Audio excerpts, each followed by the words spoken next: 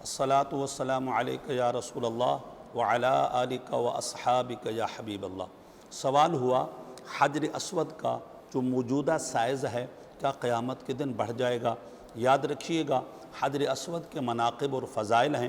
حضور علیہ الصلاۃ والتسلیم نے فرمایا الحجر الاسود یاقوتۃ بیضاء من یاقوت الجنت، سفید جنتی یاقوت میں سے ایک یاقوت ہے۔